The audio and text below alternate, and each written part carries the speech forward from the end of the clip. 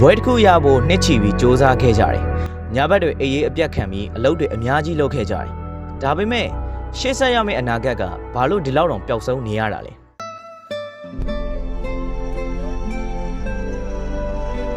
ဒီစကားသံကလက်ရှိမြန်မာနိုင်ငံကလူငယ်တိုင်းနှီးပါးရဲ့ရင်ဘတ်ထဲကထွက်လာတဲ့အတန်းလို့ပြောရင်မှားမယ်မထင်ပါဘူး။ခင်ဗျားတို့ပတ်ဝန်းကျင်ကိုတစ်ချက်လောက်လှည့်ကြည့်လိုက်ပါ။အင်ဂျင်နီယာဘွဲရပေမဲ့စားဝတ်နေရတခြားအလုပ်လုပ်နေရတဲ့သူတွေကိုတင်ယူခဲ့တဲ့ပညာရပ်နဲ့လုံးဝမသက်ဆိုင်တဲ့အလုပ်တွေကိုဝမ်းရည်အတွက်မဖြစ်မနေလုပ်နေရတဲ့သူတွေဒါမှမဟုတ်အိမ်မက်တွေကိုစွန့်လွတ်ပြီးတော့နိုင်ငံခြားကိုထွက်ဖို့နီလန်ပေါင်းစုံနဲ့စ조사နေရတဲ့လူငယ်တွေဘယ်နှယောက်လောက်တောင်ရှိနေပြီလဲဒီလိုအနာဂတ်တွေပျောက်ဆုံးနေတာကိုဘွားကိုအတိတ်ပဲမဲသလိုခံစားနေရတာတွေကတချို့လူကြီးတွေပြောသလိုကျွန်တော်တို့လူငယ်တွေပြင်းလို့ညံ့လို့ဒါမှမဟုတ်မစ조사လို့များဖြစ်နေတာလားဒါမှမဟုတ်ကျွန်တော်တို့ကိုရှင်သန်ခွင့်မပေးတဲ့ဒီခေတ်ကြီးဒီစနစ်ကြီးကြောင့်ပဲလာ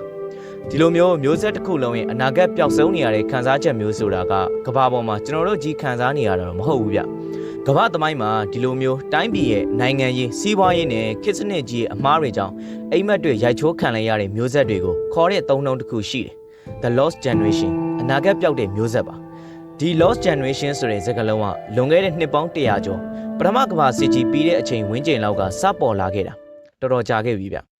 အဲ့ဒီခေတ်လူငယ်တွေကတိုင်းပြည်ကိုချစ်ပါရဲစွမ်းတတိရှိပါဆိုတဲ့နိုင်ငံရေးသမားတွေရဲ့ဝါဒဖြန့်မှုတွေအောက်မှာမျှော်လင့်ချက်တွေမျိုးချစ်စိတ်တွေအပြည့်နဲ့စစ်မြေပြင်ကိုထွက်သွားခဲ့ကြတယ်။ဒါပေမဲ့တကယ်လက်တွေ့စစ်မြေပြင်မှာတော့သူတို့မျှော်လင့်ထားသလိုသူရဲကောင်းဆန်ဆန်တိုက်ပွဲတွေမဟုတ်ပဲအစိမ့်ငွေတွေရှွန့်နုံတွေနဲ့အလောင်းတွေပြည့်နေတဲ့ငရဲခန်းကြီးကိုလူငယ်တွေအများကြီးကိုယ်တိုင်မျက်နှာချင်းဆိုင်မြင်ခဲ့ကြရတယ်။လူတန်းပေါင်း40ကျော်ဆုံးပါဒဏ်ရာရခဲ့တဲ့စစ်ပွဲကြီးအပြီးမှာအသက်ရှင်လျက်ပြန်လာနိုင်ရင်တော့လူငယ်တော်တော်များများမှာစိတ်တန်ရာတွေအပြည့်နဲ့ဘာမှမလုပ်နိုင်ပဲလမ်းပြောင်းနေတဲ့မျိုးဆက်တစ်ခုဖြစ်သွားခဲ့တယ်။ဒီလူငယ်လေးတွေကိုအဲ့ဒီခေတ်ကလူကြီးတွေသင်ပေးခဲ့တဲ့ကိုကျင့်တရားတိုင်းပြည်ချစ်စိတ်ဆိုတာတွေအပေါ်ယုံကြည်မှုပျောက်သွားပြီးတော့ဘာလို့မထူးတော့တဲ့ဘဝကိုအရက်တောင်ရင်ဖြတ်တန်းသွားကြတဲ့မြေစာပင်စစ်ပြန်ကြီးတွေမနှဲပါဘူး။ဒီလူတွေကကမ္ဘာစစ်ကြီးကမွေးထုတ်ပေးလိုက်တဲ့ Lost Generation တွေပါဒီ Lost Generation ဆိုတဲ့စကားလုံးက American Science ဆရာမကြီး Gertrude Stein ကနေစခဲ့တာပါ။ဒီနေ့တော့အဲ့ဒီ Science ဆရာမကြီးကပါရီမြို့ကကားဝက်ရှော့တစ်ခုမှာကားသွားပြင်တယ်။အဲ့ဒီမှာကားဝက်ရှော့ပိုင်ရှင်ကသူ့စီမှာအလုပ်လုပ်နေတဲ့စစ်ပြန်လူငယ်စက်ပြင်ဆရာလေးတွေအလုပ်ပေါ်အာရုံစူးစိုက်မှုမရှိတာကျွမ်းကျင်မှုမရှိတာကိုကြည့်ပြီးတော့ဒေါသတကြီးနဲ့မင်းတို့တွေကဘာမှအသုံးမကျတဲ့ပျောက်ဆုံးနေတဲ့မျိုးဆက် Young Generation Part 2တွေပဲဆိုပြီးတော့အော်ဆဲလိုက်တယ်။ဒီစကားလုံးကြားသွားတဲ့ Science ဆရာမကြီးကအတုံးတော်တော်လေးသဘောကျသွားပုံရတယ်ဗျ။နောက်ပိုင်းသူ့ရဲ့တပည့်စာရေးဆရာ Ernest Hemingway နဲ့သူ့တငယ်ချင်းစစ်ပြန်လူငယ်တွေကတောက်စားမှုရည်ပြီးအချိန်ဖြုံးနေတာကိုမြင်တဲ့အခါမှာအဲ့ဒီ workshop ပိုင်ရှင်စကားကိုယူပြီးတော့အခုလိုဆုံးမပါတယ်တဲ့စစ်ထဲကိုဝင်ခဲ့တဲ့မင်းတို့လူငယ်အားလုံးက lost generation တွေပဲမင်းတို့မှာဘာကိုမှလေးစားတန်ဖိုးထားတဲ့စိတ်မရှိတော့ဘူးတေတဲ့ဒီအရက်တွေပဲတောက်နေကြတော့တာပဲတဲ့အစပိုင်းမှာလူငယ်တွေကဒီလိုအပြောခံရတာကိုမကျေနပ်ခဲ့ပေမဲ့နောက်ပိုင်းမှာတော့သူကိုယ်တိုင်ဒီစကားလုံးကိုသဘောကျသွားတယ်ဒါကြောင့်ပဲ1926ခုနှစ်မှာထွက်ခဲ့တဲ့ကဘာကျော်ဝိထုကြီး The Sun Also Rises ရဲ့စာအုပ်အစမျက်နှာဖုံးမှာပဲဒီစာသားကိုကောက်ထည့်ပလိုက်အဲ့ဒီအချိန်ကစလို့ Lost Generation ဆိုတဲ့စကားလုံးကအနာဂတ်ပျောက်ဆုံးနေတဲ့လူငယ်မျိုးဆက်တွေကိုကိုစားပြုတဲ့စကားလုံးဖြစ်လာခဲ့ပါတယ်ဒီလိုခေတ်တွေပြောင်းလာတဲ့အမျှနိုင်ငံတစ်နိုင်ငံနဲ့တစ်နိုင်ငံရဲ့ Lost Generation ပုံစံတွေကလည်းမတူညီကြတော့ပါဘူးဒါပေမဲ့ဗျတူညီတဲ့ချက်တစ်ခုကတော့ဘယ်နိုင်ငံမှာပဲဖြစ်ဖြစ်ကိုယ်နိုင်ငံရဲ့အကြက်တဲပုံမူတည်ပြီးတော့နိုင်ငံတိုင်းမှာကိုယ်ပိုင် Lost Generation တွေအမြဲတမ်းရှိတတ်ကြပါတယ်လက်ရှိကျွန်တော်တို့မြန်မာနိုင်ငံက Generation Z လူငယ်တွေဆိုတာကတကယ်ကိုအနာဂတ်ပြောင်းနေတဲ့ Lost Generation တွေဖြစ်နေပါပြီကျွန်တော်တို့လူငယ်တွေဘလို့ခက်ခဲနေလဲဘလောက်ထိလမ်းပြောင်းနေလဲဆိုတာကိုအားလုံးကကိုတွေ့ခံစားနေရလို့သိပြီးသားဖြစ်မှာပါဒါပေမဲ့ကျွန်တော်တို့ဘာလို့ဒီလိုအခြေအနေကိုရောက်သွားရတာလဲဒါကကျွန်တော်တို့လူငယ်တွေအပြစ်လားဆိုတာကိုသေချာနက်နက်နားလည်ဖို့ဆိုရင်တော့ကမ္ဘာသမိုင်းမှာကျွန်တော်တို့ ਨੇ အလားတန်တူတဲ့ဖြစ်ရပ်တစ်ခုအရင်လေ့လာကြည့်မှရပါလိမ့်မယ်ငြိမ်းချမ်းရေးကာလကြီးမှာတောင်မှတိုင်းပြည်ရဲ့စီးပွားရေးနဲ့နိုင်ငံရေးအလွဲတွေကြောင့်မျိုးဆက်တစ်ခုလုံးစတေးခံလိုက်ရတဲ့ကမ္ဘာအထင်ရှားဆုံးသမိုင်းဖြစ်ရပ်ကြီးတစ်ခုရှိခဲ့ဘူးပါတယ်အဲ့ဒါကတော့တစ်ချိန်ကအာရှရဲ့အချမ်းသာဆုံးဖြစ်ခဲ့တဲ့ဂျပန်နိုင်ငံကြီးမှာပါပထမကမ္ဘာစစ်အပြီးစာပေလောကကနေစတင်ခဲ့တဲ့ Lost Generation ဆိုတဲ့ဝါဟာရကိုစီးပွားရေးနဲ့နိုင်ငံရေးစနစ်ကျဆုံးမှုကြီးတစ်ခုအနေနဲ့တက်တည်ပြလိုက်တဲ့နိုင်ငံကတော့ဂျပန်နိုင်ငံမှာပါဂျပန်မှာတော့ဒီဖြစ်ပျက်ကိုရှုရှုကုဟာရိုဂါကီဒါမှမဟုတ်အလောက်ကန်ရှားပါတဲ့ခေတ် Employment Ice Age လို့ခေါ်ကြတယ်ဒီဂျပန်လူငယ်တွေအဖြစ်ဆိုးကိုနားလည်ဖို့ဆိုရင်ဒုတိယကမ္ဘာစစ်အပြီးဂျပန်နိုင်ငံရဲ့စီးပွားရေးတခုံထိုးတက်လာတဲ့အချိန်တွေကနေစရလိမ့်မယ်အဲ့ဒီခေတ်ကဂျပန်ကုမ္ပဏီတွေရဲ့လုပ်ငန်းခွင်ယဉ်ကျေးမှုနည်းနည်းထူးဆန်းနေဗျရှုရှင်ကိုရောလို့ခေါ်တဲ့တသက်တာအလုပ်ကိုင်နဲ့လုံသက်ပုံမူတည်ပြီးတော့ယာတုတိုးပေးတဲ့စနစ်ပေါ်မှာအခြေခံထားပါတယ် ဒီစနစ်ကဘယ်လိုလဲဆိုတော့လူငယ်တယောက်တက္ကသိုလ်ကနေဘွဲရလိုက်တာနဲ့ကုမ္ပဏီကြီးတွေကချက်ချင်းအလုပ်ခန့်လိုက်မယ်ဆိုတဲ့အာမခံချက်ရှိတယ်အလုပ်ရပြီးနောက်ပိုင်းမှာအလုပ်ပြုတ်သွားမယ်ဆိုပြီးတော့စိတ်ပူစရာမလိုတသက်လုံးစီးပွားရေးအရာရောလူမှုရေးအရာပါလုံခြုံတဲ့ဘဝတစ်ခုကိုရသွားဖို့တေးချောင်းလှုပ်ထားတဲ့စနစ်ပါအဲ့ဒီခေတ်ကလူငယ်တွေအတွက်ကတော့ចောင်းစူးစမ်းတက်မယ်ဘွဲရမယ်ကုမ္ပဏီဝင်မယ်ဆိုတဲ့လမ်းကြောင်းမှာတေချာပေါက်အောင်မြင်မဲ့အာမခံချက်တစ်ခုဖြစ်လာပါတယ်ဒါပေမဲ့1990ပြည့်နှစ်တွေအစပိုင်းမှာတော့အဲ့ဒီအာမခံချက်အိမ်မက်ကြီးကဂျပန်ရဲ့စီးပွားရေးထိုးကျသွားတဲ့အချိန်မှာပျောက်သွားခဲ့ရပါတယ်ကုမ္ပဏီကြီးတွေရဲ့ဝင်ငွေတွေထိုးကျလာပြီးတော့ပြန်မဆက်နိုင်တဲ့အကျွေးတွေပုံလာတဲ့အခါမှာနလန်ထူနိုင်မှုတော်တော်ခက်တဲ့အခြေအနေကိုရောက်သွားတယ်ဗျကုမ္ပဏီတွေကကုန်ကျစရိတ်ကိုရှော့ချဖို့အတွက်လစာအများကြီးပေးနေရတဲ့လက်ရှိဝန်ထမ်းအဟောင်းတွေကိုအလုပ်ကနေထုတ်တာမျိုးဝန်ထမ်းတွေရှော့ချတာမျိုးလုပ်ဖို့လိုလာတယ်ဒါပေမဲ့ဒီလိုလုပ်ရမယ့်အစားတမကတွေဥပဒေတွေနဲ့ရည်ကြည်မှုအရာထုတ်ပြလို့ကမရဘူးဆိုတဲ့အကြောင်းပြချက်နဲ့ဝန်ထမ်းအဟောင်းတွေကိုဆက်ပြီးတော့ကာကွယ်ပေးထားခဲ့တယ်ဒီလိုမျိုးဝန်ထမ်းအဟောင်းတွေကိုအလုပ်ကမထုတ်အသစ်ထပ်ငှားဖို့ကလည်းပတ်စံကမလောက်တာနဲ့ဘွဲရကားစားလူငယ်တွေအလောက်ခန့်အောင်လုံးဝရက်လိုက်တာမျိုးရှော့ချလိုက်တာမျိုးလုပ်လိုက်ကြတယ်တော်တော်တော့ရည်စရာကောင်းနေဗျလူကြီးတွေနေရာမြဲဖို့အတွက်လူငယ်တစုကစတေးခံဖြစ်သွားကြတယ်လူငယ်တွေကိုနေရာပေးရမယ်ဆိုတာနားမလည်ကြအောင်သူတို့ဖင်မြဲဖို့အတွက်ပဲတကူကောင်းစံခဲ့ကြရလို့ပြောရမယ်ဗျဒီလိုနဲ့1993ခုနှစ်ကနေ2005ခုနှစ်ဝန်းကျင်ကာလတွေကဂျပန်ရဲ့ခေတ်သစ် Lost Generation လူငယ်တွေကြီးပြင်းလာခဲ့ကြတဲ့ခုနှစ်တွေဖြစ်လာပါတယ်အလောက်ကန်အတီတကြမရတော့တာမို့လို့တန်းနေချီရဲ့လူငယ်တွေကအာမခံချက်မရှိတဲ့အချိန်ပိုင်းအလုပ်တွေလုပ်ရင်းနဲ့ခက်ခက်ခဲခဲရှင်းတန်ခဲ့ကြရတယ်ဒီစနစ်စိုးကြီးရိုက်ခတ်မှုကနေဒီကနေ့ခေတ်ဂျပန်လူပောင်ကိုလွှမ်းမိုးထားတဲ့လူမှုရေးအလွှာ၃ခုထိဖြစ်လာစေခဲ့ပါတယ်ပထမလွှာကတော့ free time လို့ခေါ်တဲ့အလောက်ကန်အတီတကြမရှိဘဲနဲ့လာစာနေတဲ့အချိန်ပိုင်းလုပ်နေနေစားအလုပ်တွေကိုပဲဟိုပြောင်းဒီပြောင်းလုပ်နေရတဲ့လူငယ်တွေပါသူတို့ရဲ့ဘဝတွေမှာရေရှည်အာမခံချက်ကုမ္ပဏီခန်းစားခွင့်နဲ့ယာတူတိုးဖို့ခွင့်ရဆိုတာလုံးဝမရှိတော့ပါဘူးပိုဆိုးသွားတဲ့အလွှာကဟီကီကိုမိုရီလို့ခေါ်တဲ့အခန်းအောင်သွားသူတွေပါအလောက်ကန်ဈေးကွက်ထဲမှာဝင်တိုးလို့မရတာတွေပညာရေးဖိအားတွေနဲ့လူအတိုင်းဝိုင်းကတပုတ်လေလွင်ပြောတဲ့ဒဏ်တွေကိုမခံနိုင်တော့တဲ့အဆုံးမှာစိတ်ပိုင်းဆိုင်ရာနဲ့လူမှုရေးရအားနည်းချက်တွေရှိလာအနည်းဆုံး6လကနေနှစ်ပေါင်းများစွာထိအိမ်ထဲကအိမ်ပြင်မထွက်တော့ဘဲနဲ့အခန်းအောင်နေသွားကြတဲ့သူတွေဂျပန်မှာအများကြီးပါနောက်ဆုံးတတိယအလွှာကတော့စာတိုရီမျိုးဆက်လို့ခေါ်တဲ့အားလုံးကိုလက်လျှော့လိုက်တဲ့လူငယ်တွေပါမျော်လင့်ချက်မဲ့သွားတဲ့ဒီလူငယ်တွေကအရင်ခေတ်ကလူတွေလိုအောင်မြင်ခြင်းစိတ်ရီမန်းချက်တွေနဲ့ရုပ်ဝတ္ထုပစ္စည်းတွေအပေါ်တွေ့တာမှုတွေကိုလုံးဝဆွန့်လွတ်လိုက်ကြတယ်။ဘာကိုမှမမျှော်လင့်တော့ဘဲနဲ့ဘဝကိုရေစုံမျောဖြတ်တန်းသွားကြတဲ့သူတွေပါ။ဒါကလူငယ်တွေရဲ့အပြစ်လား။အဲ့ဒီအချိန်တုန်းကဂျပန်ရဲ့ရှေးရိုးဆွေးမီဒီယာတွေနဲ့နိုင်ငံရေးသမားတွေကဒီလူငယ်တွေကိုဘလို့သမုတ်ခဲ့လဲဆိုရင် parasite single ဆိုပြီးတော့ခေါ်ကြတယ်။မြန်မာလိုဆိုရင်တော့ဗျာစံကုန်မြေလေးလို့ခေါ်ကြမယ်ထင်တယ်ဗျ။လူငယ်တွေကပြင်းလို့အလကားထိုင်စားခြင်းလို့လူကြီးမဖြစ်ခြင်းလို့မိဘအိမ်မှာပဲကစားနေကြတယ်ဆိုပြီးအပြစ်တင်ခဲ့ကြတယ်။ဒါပေမဲ့ဗျဂျပန်လူမှုဗေဒပညာရှင်မာဆာဟီရိုယာမာတာကတော့ဒီလိုအပြစ်တင်တော့လုံးဝလက်မခံခဲ့ဘူး။သူ့ဆိုရဒီလူငယ်တွေလမ်းပြောက်သွားတာအခန်းအောင်သွားတယ်ဆိုတာကသူတို့ပြင်းလို့အလုံးမလုံးခြင်းလို့လုံးဝမဟုတ်ဘူး။တကယ်တရားခံအစ်စ်ကလူငယ်တွေကိုဘဝအာမခံချက်ပေးရမယ်ဂျပန်ကုမ္ပဏီကြီးတွေကိုယ်တိုင်ကအရင်ပြိုကျသွားခဲ့လို့ပါ။ဒီလိုဖြစ်ရတာကလူငယ်တွေအပြစ်မဟုတ်ပဲသူတို့ကိုရှေ့ဆက်ရှင်သန်ခွင့်မပေးနိုင်တော့တဲ့ဂျပန်စီးပွားရေးစနစ်ကြီးရဲ့ကြာရှုံးမှုကြီးတက်တက်ပဲလို့မာဆာဟီရိုယာမာတာကပြက်ပြက်သားသားထောက်ပြခဲ့ပါတယ်ဂျပန်အစိုးရကလူငယ်တွေအနာဂတ်ပြောက်တဲ့ကိစ္စကိုပေါ်သေးသေးလေးသဘောထားခဲ့တယ်ဗျ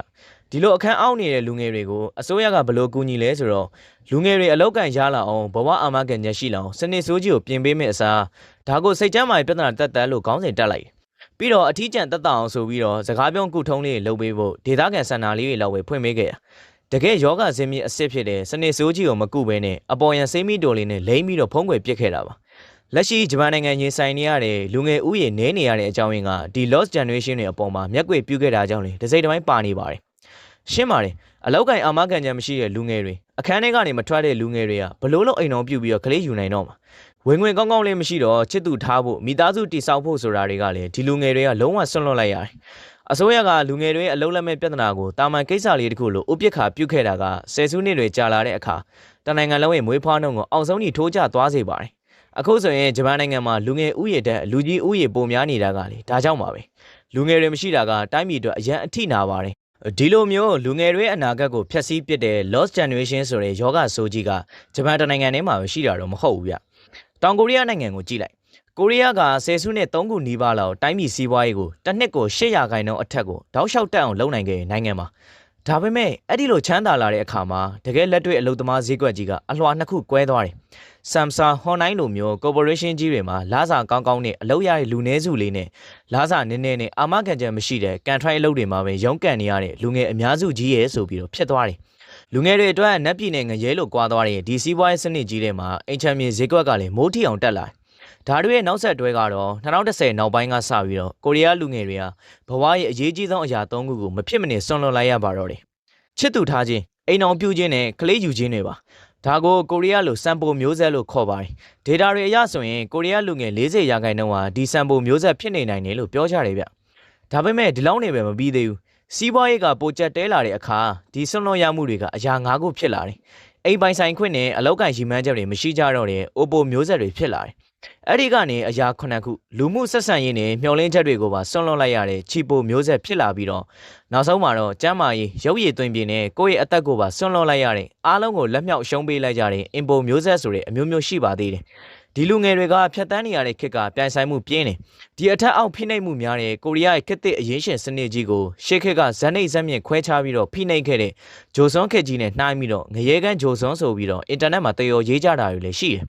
အခုဆိုရင်တောင်ကိုရီးယားကကမ္ဘာပေါ်မှာကလေးမွေးဖွားနှုန်းအနေဆုံးနိုင်ငံဖြစ်နေပါပြီလူဦးရေတည်ငြိမ်မှုမွေးဖွားနှုန်း2.1ရှိရမယ်အစားအခု2024မှာတနိုင်ငံလုံးအတိုင်းအတာနဲ့3.5ပဲရှိပါတော့တယ်စိုးမျိုးတော်မှာဆိုရင်3.55အထိတောင်ထိုးကျသွားပါပြီအစိုးရကကလေးမွေးရင်ပတ်စံပေးမယ်ထောက်ပံ့မယ်ဆိုပြီးတော့ဒေါ်လာဘီလီယံ290ကျော်လောက်သုံးခဲ့ပေမဲ့လုံးဝအလုံးမဖြစ်ခဲ့ပါဘူးဘာလို့လဲဆိုတော့တကယ်ပြဿနာကပတ်စံမဟုတ်ဘူးဗျလူငယ်တွေရဲ့ရင်ဘတ်ထဲကစိတ်ပြတ်အားငယ်မှုနဲ့ပျော်ကျနေတဲ့အလောက်ကိုင်းစနစ်ကြီးကိုမပြင်နိုင်ခဲ့လို့ပါဒီလိုမျိုးလူငယ်တွေရဲ့အနာဂတ်ကိုဖျက်ဆီးပစ်တဲ့ယောဂဆိုးကြီးကဂျပန်နဲ့ကိုရီးယားလိုနိုင်ငံမျိုးတွေမှာပဲရှိတာလားဆိုတော့မဟုတ်ပြန်ပါဘူးကမ္ဘာဒုတိယအကြီးဆုံးစီးပွားရေးအင်အားရှင်ကြီးဖြစ်တဲ့တရုတ်နိုင်ငံမှာလည်းကိုယ်ပိုင် lost generation ပြဿနာတွေရှိနေပါတယ်တရုတ်နိုင်ငံမှာအခုဆိုရင်တက္ကသိုလ်တွေကနေဘွဲရတဲ့လူငယ်တွေကအစမတန်များနေပေမဲ့ကိုဗစ်အလွန်စီးပွားရေးအကျပ်တဲတွေကြောင့်အလောက်ကိုင်းရှားပါမှုအမြင့်ဆုံးကိုရောက်နေပါတယ်2024ခုနှစ်နှစ်လယ်ပိုင်းစင်းတွေအရအသက်16နှစ်ကနေ24နှစ်ကြာလူငယ်တွေရဲ့အလုလက်မဲ့နှုန်းဟာ19ရာခိုင်နှုန်းဝန်းကျင်အထိတောင်ရှိနေပါတယ်။ကံကောင်းလုံးအလုရသွားတဲ့လူငယ်တွေကြပြန်တော့လေတက်တာသလားဆိုတော့မတက်တာပါဘူး။ကိုချောင်းလို့နာမည်ဆိုးနဲ့ကြော်ကြတဲ့မနက်9နာရီကနေည9နာရီအထိတပတ်ကို6ရက်ဆက်တဲ့အယုတ်ကျိုးပြတ်အလုလုပ်ရတဲ့ငရဲကလုပ်ငန်းခွင်တွေကိုရောက်သွားကြပါတယ်။ဒီလိုမျိုးအသက်ရှူပေါင်းမရှိအောင်ဖိနှိပ်ခံရတဲ့အခါမှာတော့တရုတ်လူငယ်တွေကြားထဲမှာတမိုင်းတစ်လျှောက်အထူးဆန်းဆုံးအတန်လေးတော်လှန်ရေးတစ်ခုပေါ်လာပါတော့တယ်ပထမတစ်ခုကတော့ထန်ဖြင်းလို့ခေါ်တဲ့ပလက်လှန်နေခြင်းမှာမြန်မာလိုစီလုံးအောင်တုံးလုံးလှဲနေလိုက်တယ်လို့ပြောရမယ်ထင်တယ်ဗျလွယ်လွယ်ပြောရရင်ဗျမင်းတို့ဘလောက်ပဲခိုင်ငါတော့ရေစုံမျောလိုက်ပြီဂရင်မောကနေမစင်းတော့ဘူးဆိုတဲ့သဘောပါအစိုးရကလိုချင်တဲ့ red rate စက်ရုံတွေမှာအယုတ်ကျိုးပြတ်အလုံးလောက်ရမယ်အစားကိုဘွားလေးကိုအေးစစ်စစ်ပဲဖြတ်တန်းမယ်ဆိုပြီးတော့အရင်ရှင်စနစ်ကြီးကိုပြောင်တင်းညင်းဆန်လိုက်တာပါတခါတလေရုံးမှာအလုံးလုံးနေနေရွာပြန်ပြီးလေဆိုင်စားတာပဲကောင်းတယ်လို့တွေးဘူးကြလားအဲ့လိုပုံစံမျိုးပဲဗျဒုတိယတစ်ခုကတော့အဲ့ဒီထက်တောင်ပိုမိုက်သွားသေးတယ်ဗျပိုင်ပလန်လို့ခေါ်တဲ့ပုတ်ချင်ပုတ်ပစီပြစ်ထားလိုက်တော့ဆိုတဲ့ level ရောက်သွားပြီဘလောက်စူးစမ်းအိမ်ဝယ်ဖို့ချမ်းသာဖို့ဆိုတာလမ်းစားမရှိတော့တဲ့အတူတူဂိမ်းထဲမှာရှုံးနေမှန်းသိလို့ကီးပုတ်ကိုလွှတ်ချလိုက်တယ်လို့မျိုးအခြေအနေစိုးနေတာကိုပဲကြည်ကြည်နက်နက်ကြီးလက်ခံပြီးတော့အရာအလုံးကိုလွှတ်ချလိုက်တဲ့ level ပါဒီအခါမှာတရုတ်ဆိုရတယောက်အကြီးကျယ်ပြရာခတ်ပါတော့တယ်တိုင်းပြည်စီးပွားရေးကိုမောင်းနှင်ဖို့ဒီလူငယ်တွေရဲ့သွေးနဲ့ချွေးကိုလိုအပ်နေတဲ့အချိန်မှာစက်ရုံလယ်မဲ့လူတွေအကုန်လုံးကဗျိုင်းတို့လက်မြောက်ရှုံးပေးအိတ်နေကြတယ်ဆိုတော့ဘယ်လွယ်မလဲဒါကြောင့်ပဲအစိုးရကလူငယ်တွေရဲ့ဒီတုတ်ပြန်မှုကိုစနစ်ရဲ့အားနည်းချက်လို့မမြင်မဲနဲ့တရုတ်နိုင်ငံရဲ့ကြီးမြတ်တဲ့အိမ်မက်ကြီးကိုဖျက်ဆီးမဲ့အန်ရွယ်ကြီးတစ်ခုလို့သတ်မှတ်လိုက်တယ်ပြီးတော့မီဒီယာတွေပေါ်ကနေအခုခေတ်လူငယ်တွေအရန်ပြင်းတာပဲဆိုပြီးတော့အောင်ငေါ့ပြစ်တင်တာတွေလုပ်တဲ့အပြင်အင်တာနက်မှာထန်ဖြင်တို့ပိုလန်ဆိုတဲ့စကားလုံးတွေကိုရှာလို့မရအောင် Trump မဖြစ်အောင်အထိလိုက်လုပ်ပြီးတော့အသေးအတန်ကိုလိုက်လံပိတ်ခဲ့ရတယ်ဂျပန်ကိုရီးယားနဲ့တရုတ်လိုမျိုးကမ္ဘာထိပ်တန်းစီးပွားရေးအင်အားကြီးနိုင်ငံတွေကလူငယ်တွေတောင်ခေတ်စနစ်ကြီးရဲ့ပြန်ဆိုင်မှုဖိအားတွေကြောင့်အနာဂတ်ပြောက်ပြီးအရှုံးပေးနေကြရတယ်ဆိုရင်ကျွန်တော်တို့တစ်ချက်လောက်တွေးကြည့်ရအောင်ဗျာစီးပွားရေးပညာရေးအလုပ်ကိုင်ဈေးကွက်ဒီလိုတိုင်းပြည်ရဲ့အခြေခံရန်ရာကြီးတစ်ခုလုံးအုံမြစ်ကစပြီးတော့ပျော်ကျနေတဲ့တိုင်းပြည်တစ်ခုကလူငယ်တွေဆိုရင်ကောဘလောက်တောင်အနာဂတ်ပျောက်ဆုံးနေလိုက်မလဲအဲ့ဒီတိုင်းပြည်ကတော့တခြားမဟုတ်ပါဘူးလက်ရှိကျွန်တော်တို့နေထိုင်နေတဲ့မြန်မာနိုင်ငံမှာပဲမြန်မာနိုင်ငံက generation Z တွေကကမ္ဘာပေါ်ကတခြား lost generation တွေနဲ့လုံးဝကိုမတူညီတဲ့ပိုပြီးရင်နာစရာကောင်းတဲ့အခြေအနေတစ်ခုကိုဖြတ်သန်းနေရတာပါဘာလို့လဲဆိုတော့တရုတ်ကလူငယ်တွေလိုစိတ်ညစ်လို့ပလက်လှန်နေလိုက်ဖို့ဆိုတာတောင်ကျွန်တော်တို့စီကလူငယ်တွေအတွက်လုံးဝမဖြစ်နိုင်တဲ့စိန်ခံစရာကိစ္စတစ်ခုဖြစ်နေလို့ပါအလုံးမလုံးရင်မကြိုးစားရင်မနှက်ဖြတ်ဆိုတာကဆက်ပြီးရှင်သန်မှုမဖြစ်နိုင်တဲ့အခြေအနေအောက်ကိုရောက်နေကြပါတယ်တကယ်တော့ကျွန်တော်တို့မြန်မာနိုင်ငံကဂျန်စီလူငယ်တွေက2010ပြည့်လွန်နှစ်တွေနောက်ပိုင်းမှာကြီးပင်းလာခဲ့ကြတဲ့မျိုးဆက်ပါသူတို့မျက်စိဖွင့်ကြည့်တက်လာတဲ့အချိန်မှာတိုင်းပြည်ကတကားပွင့်လာပြီအင်တာနက်တွေသုံးလို့ရလာပြီကဘာကြီးနဲ့ချိတ်ဆက်ခွင့်ရလာပြီဒီလိုအချိန်မှာတော့ဂျန်စီထဲမှာတတိပုဂ္ဂလအမြင်2မျိုးရှိပါတယ်ဂျန်စီတွေကမြန်မာနိုင်ငံမှာ technology ကိုတေချာထိတွေ့ရတဲ့လူငယ်တွေပါဒါပေမဲ့ဗျအများစုကိုသင်ပေးမဲ့သူမရှိပါဘူးကိုယ်တိုင်ပဲလေ့လာကြရတယ် ဂျန်စီတွေက social media ကိုကောင်းကောင်းသုံးတတ်ကြပါတယ်ဂျန်စီတွေမှာအခွင့်အလမ်းတွေအများကြီးရှိခဲ့ကြတယ်ကျွန်တော်ဘာပြောချင်တာလဲဆိုတော့ခင်ဗျားတို့နားလည်လောက်မထင်ပါတယ်ဒီအခွင့်အလမ်းတွေကိုမြင်တဲ့လူငယ်နဲ့စောက်ပေါ်လုံးနေတဲ့လူငယ်တွေဆိုပြီးမှကျွန်တော်တို့ generation မှာရှိပါတယ်အခွင့်အလမ်းတွေကိုမြင်တဲ့လူငယ်တွေကတော့ငါចောင်းစ조사တတ်မယ်နိုင်ငံတကာအစိမ့်မီတဲ့ပညာတွေသင်မယ်ကိုယ်ပိုင်စီးပွားရေးလုပ်မယ်ဆိုတဲ့အိမ်မက်တွေမျှော်လင့်ချက်တွေအများကြီးရှိခဲ့ကြတယ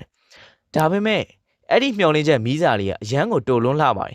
ဂျန်စီတွေလက်ထက်မှာကျွန်တော်တို့တိုင်းပြည်ကလုံးဝကိုအောင်မြင်ပြီးတော့တိုးတက်ဖို့တာဆူနေခဲ့တာပါတိုင်းပြည်ရဲ့စနစ်ရန်ရာကြီးပြိုကျသွားတဲ့အခါမှာတော့အဲ့ဒီအိမ်မက်တွေကလည်းညာရင်းချင်းမဲ့အမှောင်ကျသွားခဲ့ရပါတယ်ဒီလိုပြောရမှာတော့ရင်နာပါတယ်ဗျာဒါပေမဲ့ကျွန်တော်တို့ထိုင်းကိုအမိလိုက်နိုင်ဖို့တော့မလွယ်တော့ပါဘူးလက်ရှိမြန်မာလူငယ်တွေအလုပ်ကိုင်တဲ့လောက်ခလာစာအခြေအနေကိုလက်တွေ့ကြကြတစ်ချက်လောက်ကြည့်လိုက်ရအောင်ဗျာအခုဆိုရင်အင်ဂျင်နီယာဘွဲ့ကွန်ပျူတာဘွဲ့ရထားတဲ့ပညာတတ်လူငယ်တော်တော်များများကသူတို့သင်ယူခဲ့တဲ့ပညာရပ်တွေနဲ့လုံးဝမဆိုင်တဲ့အလုပ်တွေလုပ်နေရတယ်ဖူပန်နာလို Grab လိုမျိုး delivery အလုပ်တွေကိုနေပူမရှောင်မိုးရွာမရှောင်အသက်မွေးဝမ်းကြောင်းဖြစ်နေပြောင်းလုပ်နေရကြပြီဗျရုံးလောက်ရတဲ့လူငယ်တွေကြားပြန်တော့လေတက်တာသလားဆိုတော့လုံးဝမတက်တာပါဘူးကုန်စည်နှုန်းတွေက3စား4စားမကထိုးတက်သွားပြီမဲ့လူငယ်တွေရနေတဲ့လစာကတော့အရင်တိုင်းရက်နေတုံးပါပဲတလလုံးမနာတဲ့အလုပ်လို့ရလာတဲ့လစာလေးကအိမ်လာကပေးကားကပေးစားစီလေးဖယ်လိုက်တာနေဘာမှမကြံတော့တဲ့အပြင်ကိုလောက်ဝက်လောက်ရောက်တာနေတယ်အကျွေးပတ်လေဝိုင်းနေတဲ့ဘွားတွေကိုရောက်နေကြရပါတယ်ရှေ့ရဲအတွက်စူဆောင်းမယ်ကိုပိုင်စည်းဝါးရေးလေးလုပ်မယ်ဆိုတာတွေကပုံမြင်တပုတ်လိုဖြစ်သွားပြီးတော့ဒီလားတော့လောက်အောင်ဘလို့ချွေတာစားရမလဲဆိုတဲ့အခြေခံရှင်တန်ရေးကြီးတွေမှာပဲတန်နေရလဲနေကြရပါတယ်ကျွန်တော်တို့သာဂိမ်းတွေဆိုရင်မြန်မာနိုင်ငံမှာမွေးလာရင်ဟက်ကိုမုတ်အော်တိုပွင့်မိသားနဲ့စောက်ရတယ်လို့ဖြစ်နေတယ်ဗျ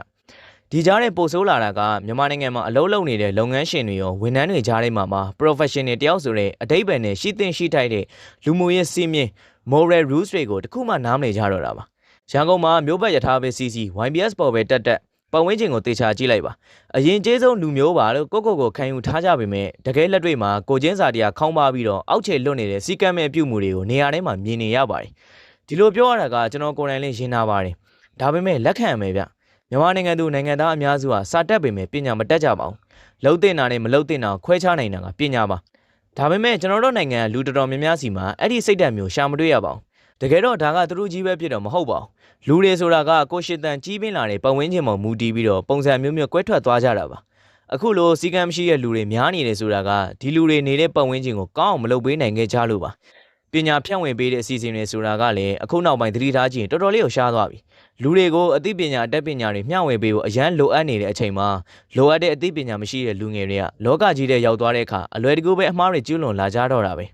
တိုင်းပြည်က face state ကိုရောက်နေဘယ်ရာမှမသေးကြတော့တဲ့အချိန်မှာလူငယ်တွေအာယုံစူးစိုက်မှုတွေကလည်းလုံးဝကိုပြောင်းလဲကမောက်ကမောက်တွေဖြစ်ကုန်ပါတယ်လက်တွေ့ဘဝမှာဘာမှအကောင့်ထဲမှာပေါ်ပြနိုင်တော့တဲ့အခါမှာ line ပေါ်မှာမရှိတော့အရှိလို့ social goal ဖြစ်မှာလူရဝင်နေဆိုတဲ့အထာတွေကခက်စားလာတယ်အဖက်ဖက်က PR တွေများလာတဲ့အခါမှာစိတ်တွက်ပေါက်သဘောမျိုးနဲ့အားနေသူကိုအနိုင်ကျင့်တဲ့ case တွေလည်းအများကြီးဖြစ်လာပါတယ်အခုနောက်ပိုင်းပို့ဆိုးလာတာက NRF လို့ local brand တွေဝင်မှာအထာရှိတာအုပ်စုလိုက်နေမှာအထာကြတာ TikTok ကိုတက်ပြီးတော့ကြွယ်ပြတာဖောင်းပြနေတာတွေကိုမှအဟုတ်ကြီးမှတ်နေတဲ့လူငယ်တွေအများကြီးရှိလာပါတယ်အစိုးဆုံးကတော့ဗျာလမ်းမရောက်နေတဲ့လူငယ်တချို့က local brand ဝတ်ထားတဲ့တခြားလူငယ်တွေကိုလူမြင်ကွင်းနေကင်းကြောင်တောင်ကြီးမှာအုပ်စုဖွဲ့ပြီးတော့အင်ကြီးတွေချွတ်ယူတာပတ်စံတွေလူရတာမျိုးတွေအထီကိုတကယ်ကိုဖြစ်ချင်နိုင်ကိုဖြစ်နေကြတာပါအဲ့ဒီနေရာမှာအဲ့ဒီလိုဇိုးလုံနေတဲ့လမ်းတရဲလုံနေတဲ့ညီလေးတွေကိုတဲပဲပြောချင်နေဗျမင်းတို့အနာဂတ်လမ်းပြောင်းနေတာမင်းတို့အပြစ်မဟုတ်ခေတ်စနစ်ရဲ့အပြစ်ဆိုတာမှန်တယ်ဒါပေမဲ့အဲ့ဒီစနစ်ကြီးကိုအပြစ်ပုံချပြီးတော့ပျောက်နေတဲ့လမ်းကိုကိုယ်တိုင်ရှာဖို့မကြိုးစားဘဲနဲ့ကိုလိုပဲရုန်းကန်နေရတဲ့တခြားသူတွေကိုဒုက္ခပေးနေတော့မင်းတို့ကတကယ်အချောင်သမားတွေပဲ local brand တွေကိုအုပ်စုဖွဲ့လူရက်တယ်ဆိုတဲ့လောက်ရက်ကတော်တော်လေးကိုကြားမကောင်းတဲ့အောက်တန်းကြတဲ့လောက်ရက်ပါအကယ်၍များဒီဗီဒီယိုကိုကြည့်နေတဲ့အထဲမှာအဲ့ဒီလိုလောက်ရက်မျိုးလုံနေတဲ့သူတွေပါတယ်ဆိုရင်ညီလေးတို့မင်းတို့ကမှတကယ်စံကုန်မြေလေးအချောင်သမားတွေလို့ပြက်ပြက်သားသားပြောချင်နေဗ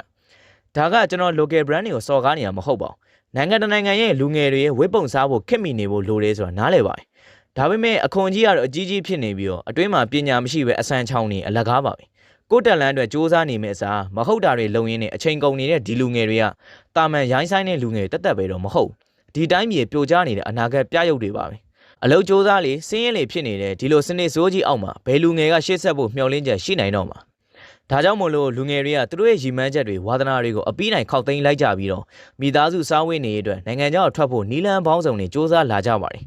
်ခမရတို့နေတိုင်းမြင်နေရတဲ့နိုင်ငံကိုလက်မှတ်ရုံးရှိရာညာအိတ်တန်းစီနေတဲ့လူအုပ်ကြီးကတိုင်းပြည်အနာဂတ်တွေအစုလိုက်ပြုံလိုက်လမ်းပြောင်းနေတဲ့အကြီးမားဆုံးတက်သေးပါပဲဒီလူငယ်တွေကနိုင်ငံခြားကိုအပျော်စီးပွားရှာထွက်သွားကြတာမဟုတ်ပါဘူး ဂျပန်ကိုရီးယားထိုင်းစတဲ့နိုင်ငံတွေစီကိုကိုတိုင်းပြည်မှာဆိုရင်လုံးဝလှုပ်ဖြစ်မှာမဟုတ်တဲ့အောက်ခြေသိမ်းအလုပ်ကျန်းတွေစက်ရုံလုပ်သားတွေဖြစ်နေတွားရောက်လောက်ကင်မှုဘဝကိုစတေးပြီးတော့ထွက်ခွာနေကြရတာပါကိုတိုင်းပြည်ရဲ့ဖွံ့ဖြိုးတိုးတက်မှုတွေတုံးရမယ့်လူငယ်တွေရဲ့ခွန်အားတွေကတခြားနိုင်ငံတွေရဲ့စီးပွားရေးရန်ရာကိုလေပတ်ပေးဖို့မြေစာပင်ဖြစ်သွားခဲ့ရပါပြီဂျပန်က Lost Generation လူငယ်တွေကစိတ်သက်ကြရင်အခန်းထဲအောင်းနေလို့ရပေမဲ့မြန်မာနိုင်ငံက Lost Generation လူငယ်တွေမှာတော့အခန်းအောင်းပြီးတော့စိတ်သက်ကြခွင့်တော့မရှိပါဘူးမနှက်ပြန်ဆက်ရှင်တန်မှုအိမ်ကမိဘတွေကိုထောက်ပံ့မှုဆိုတဲ့တာဝန်ဝတ္တရားတွေအောက်မှာငါဘာဖြစ်ချင်တာလဲဆိုတဲ့မေကွန်းကိုတော့မမေးရတော့လောက်အောင်ကိုမေးပြောက်သွားကြရတဲ့တကယ်အစစ်မှန်ဆုံးနဲ့အနာကျင်ရဆုံးအနာဂတ်ပျောက်ဆုံးနေတဲ့60မျိုးဆက်တွေဖြစ်လာပါတယ်ကျွန်တော်တို့လူငယ်တွေရဲ့အကောင်းဆုံးဖြစ်ကမယ်အသက်20 25အရွယ်ဘဝရဲ့ရွှေရောင်နေရတွေကမရေရာမှုတွေစိုးရင်တော့ကတွေနိုင်ငံကူးလက်မှတ်ရုံးရှိကတန်းစီရတဲ့ညတွေနဲ့အလောက်ကန်ရှာဖွေအင်ဂျင်စီတွေကြားထဲမှာပဲအလာခတ်သက်ပျောက်ဆုံးကုံဆုံးနေရပါတယ်ဒါကြောင့်အခုဗီဒီယိုကိုကြည့်နေတဲ့သူတွေထဲမှာကိုတင်ထားတဲ့ပညာနဲ့မဆိုင်တဲ့အလုပ်တွေကိုလုပ်နေရလို့ရီမန်းချက်တွေပျောက်နေလို့ဒါမှမဟုတ်ဘာလို့ရမှန်းမသိပဲလမ်းပျောက်နေတယ်လို့ခံစားနေရတဲ့လူငယ်တွေပါလာခဲ့ရင်ငါကအတုံးမကြတဲ့ကောင်ပဲငါကညံ့လို့ပဲဆိုပြီးတော့ကိုအပြစ်တင်နေတာတွေမလုပ်ပါနဲ့ခမားတို့လမ်းပြောင်းနေတာခမားတို့အပြစ်လုံးဝမဟုတ်ပါဘူးဒီကိစ္စနဲ့ပတ်သက်ပြီးတော့ Nobel ဆုရှင်စီးပွားရေးပညာရှင်ကြီး Edmund Fisk ကအခုလိုပြောခဲ့ဘူးတယ်ဗျလူငယ်တွေကြားမှာအလုံးလက်မဲ့များလာတာအနာဂတ်ပျောက်လာတာကလူတူးချင်းစီရဲ့ချုပ်ရင်းချက်လုံးဝမဟုတ်ဘူးအဲ့ဒါကလူဖွဲ့စည်းနဲ့အစိုးရရန်ရာရဲ့ပြက်ကွက်မှုကြောင့်ဒီလိုဖြစ်ရတာပါတဲ့ပုပ်ရဟန်းမင်းကြီး Francis ကလည်းအလောက်ကင်မရှိတဲ့မျိုးဆက်တစ်ခုကိုလှစ်လူရှုထားတာကနိုင်ငံနဲ့လူသားရည်ကြည်မှုတရက်လုံးရဲ့အနာဂတ်ရှောင်းနေမှုပဲဖြစ်တယ်လို့ထွက်ဆိုခဲ့ဘူးပါတယ်မှန်ပါတယ်အရှိမကျွန်တော်တို့ပြောခဲ့တဲ့ဂျပန်ကလူငယ်တွေပဲဖြစ်ဖြစ်တရုတ်နဲ့ကိုရီးယားကလူငယ်တွေပဲဖြစ်ဖြစ်လက်ရှိကျွန်တော်တို့မြန်မာနိုင်ငံကလူငယ်တွေပဲဖြစ်ဖြစ်ကျွန်တော်တို့ကကိုယ်တိုင်ရွေးချယ်ပြီးလမ်းပြောက်ခဲ့ကြတာမဟုတ်ပါဘူးနိုင်ငံရေးဆုံးဖြတ်ချက်အမှားတွေစနစ်ဆိုးကြီးရဲ့ပြိုကျမှုတွေနဲ့လူကြီးတွေရဲ့လောဘတွေကြားမှာစနစ်တကျစတေးခံလိုက်ရတဲ့တားကောင်နေရကဖြစ်နေတာပါခေကြီးကကျွန်တော်တို့ကိုအိမ်မက်မက်ခွင့်မပေးတိုင်းကျွန်တော်တို့ကအတုံးမကျတဲ့သူတွေဖြစ်မသွားပါဘူးတကယ်တော့ကျွန်တော်တို့မြန်မာနိုင်ငံကဂျန်စီတွေကလုံးဝမညံ့ပါဘူးဒီလိုအကြက်တဲတွေကြားထဲကနေတော့နီလန်းပေါင်းစုံနဲ့ဖောက်ထွက်တက်ကြတယ်ကဘာကြီးကိုရေမောင်တန်းနိုင်တဲ့အမြင်တွေရှိကြတယ်တည်ထားရမှာကစိန်ခဲဆိုတာကဖီအားပေးခံရလေလေအယောင်ပိုထွက်လာလေလေဆိုတာပါပဲဒီစနစ်ဆိုးကြီးကကျွန်တော်တို့ကိုဖိလေကျွန်တော်တို့လူငယ်တွေကပိုပြီးကြမ်းလာလေပိုပြီးအယောင်တောက်လာလေဖြစ်မှာသိကြပါတယ်ဒါပေမဲ့အဲ့ဒီလိုအယောင်တောက်လာဖို့ဆိုရင်ခမားတို့ကိုယ်တိုင်လေလမ်းပြောင်းမခံပါနဲ့ပြောင်းနေတဲ့လမ်းကိုမရရအောင်ရှာပြီးတော့အန်တုနိုင်မှာဖြစ်မှာပါစနစ်ဆိုးကြီးကိုပြောင်းလဲဖို့ဆိုရင်ကျွန်တော်တို့ကိုယ်တိုင်လေပြောင်းလဲဖို့လိုပါတယ်ပိုပြီးစီကန်းရှိဖို့လိုတယ်အမှားဘက်မှာမရက်တီမိဖို့လိုတယ်လူငယ်တယောက်ရဲ့အညွတ်တလူလူတက်နေတဲ့အဖိုးတန်အချိန်တွေကိုစလော့တို့လောင်းကစားတို့အခိုက်တန့်အပျော်ပါးတွေထဲမှာပဲရေစုံမျောပြီးတော့အဆုံးရှုံးမခံလိုက်ပါနဲ့ကိုအရင်ကောင်းအောင်တိဆောက်နိုင်မှာကိုပတ်ဝင်းချင်းကိုတိုင်းပြည်ကောင်းမှုအတွက်ခေါင်းနဲ့ထဲ့နိုင်မှာပါ